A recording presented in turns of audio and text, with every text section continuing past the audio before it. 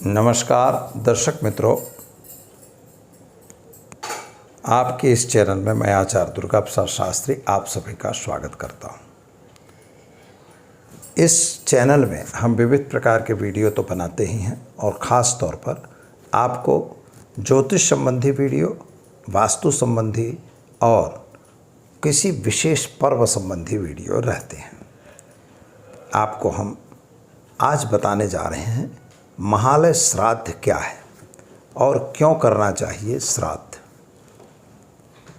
मित्रों, एक बात याद रखिए, कहीं कहीं लोग जो रैशनलिस्ट लोग हैं वो कहते हैं कि श्राद्ध कोई ज़रूरी नहीं है, श्राद्ध हमें करना कोई आवश्यक नहीं है। लेकिन ऐसा नहीं है। धर्मशास्त्र में जो कुछ भी आदेश दिए गए हैं, चाहे वह गरुड़ पुराण की बात हो जाए और चाहे वह भागवत पुराण की बात हो, हर जगह इस चीज़ की बात हुई है। भगवान कृष्ण ने भी गीता में इसका उपदेश दिया हुआ है, यानी श्रद्धया कृते श्राद्धम, श्रद्धा से किए गए कर्म को श्राद्ध कहते हैं। जैसे कि आपकी माता और पिता या दादा या दादी या और परदादा जिन्होंने भी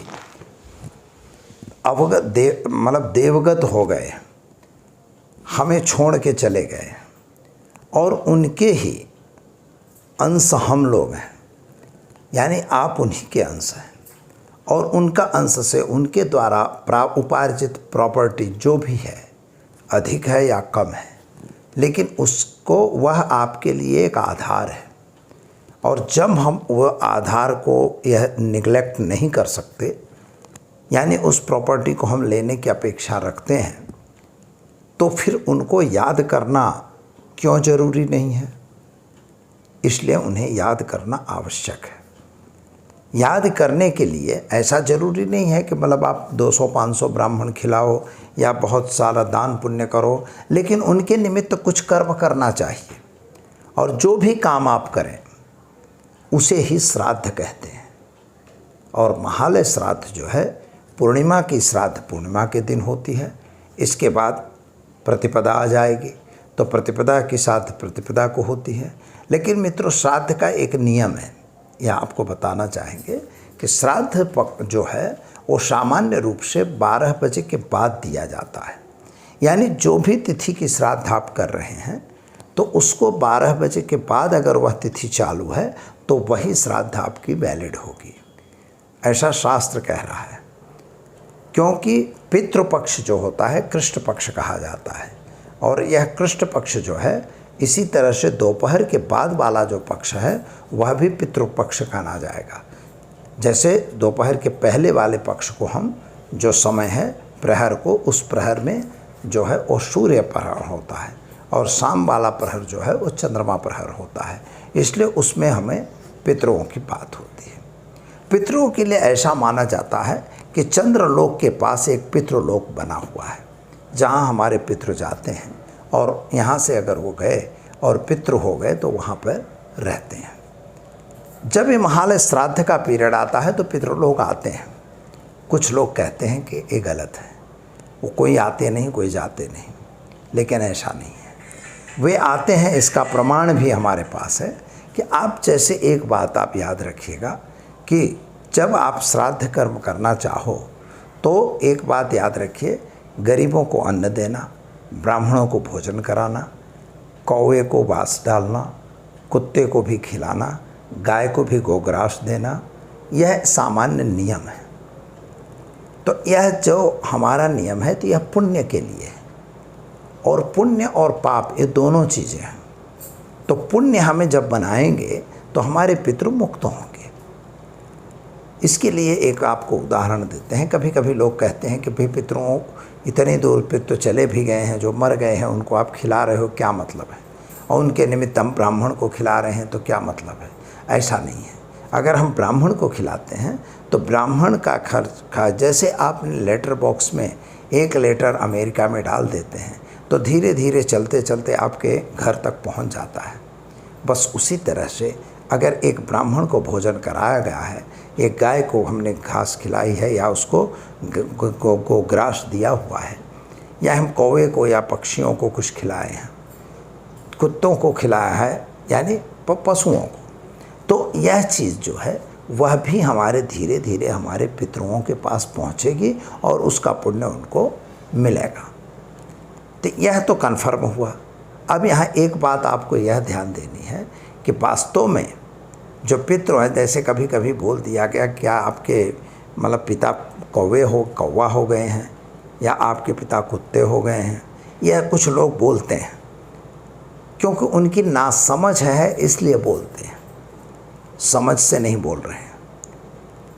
मित्रों, अगर हमारे पितृ कहीं गाय हो गए या जो भी हुआ, हम कहते कुत्ते हो गए, तो आपने एक देखा है अगर उनका आप महालय श्राद्ध कर रहे हैं, उनका श्राद्ध कर्म किए हैं, उनके पीछे कुछ किए हैं, तो वो हमारे पितृ जो हैं वो ऐसा कुत्ता बनेंगे जो गाड़ियों में घूमेंगे, लोग उनको ले जाके उनकी दवा करवाएंगे, उनको अपने घर की शान मानेंगे।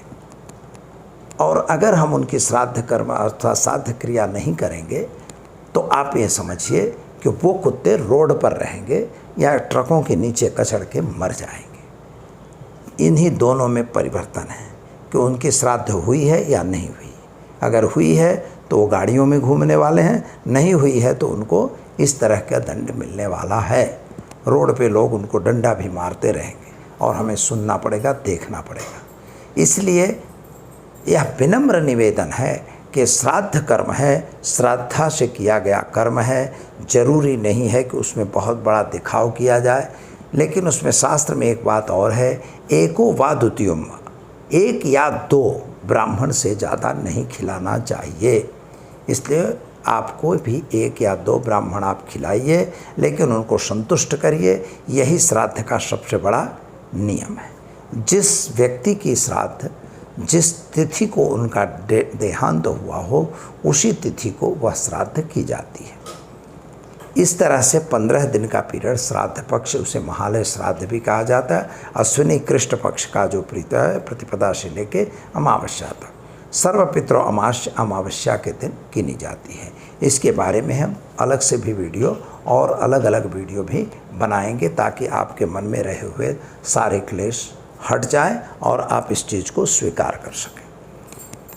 दूसरी बात, नियमित रूप से अपने पितरों को तर्पण जरूर दीजिए। इसमें कोई मंत्र विशेष जरूरी नहीं है।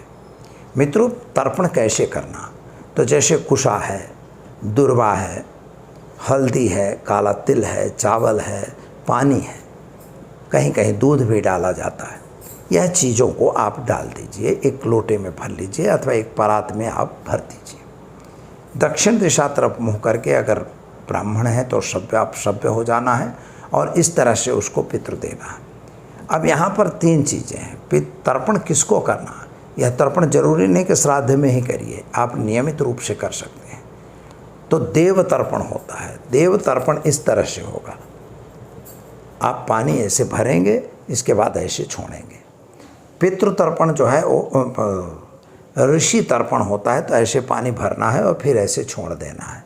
इस तरह से ये जो है ऋषियों को तर्पण होता है, क्योंकि हम ऋषि के भी ऋणी हैं जिन्होंने हमें ज्ञान दिया है। भगवान के तो हम ऋणी देवताओं के ही हैं, क्योंकि हमें वो लोग हेल्पफुल होते हैं।